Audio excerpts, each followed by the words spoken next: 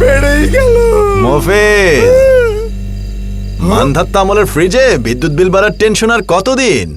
Samsung digital inverter রেফ্রিজারেটরে compressor বারবার on of হয় না, তাই বিদ্যুৎ বিল কিংবা শব্দ দুটো নিয়েই নো টেনশন।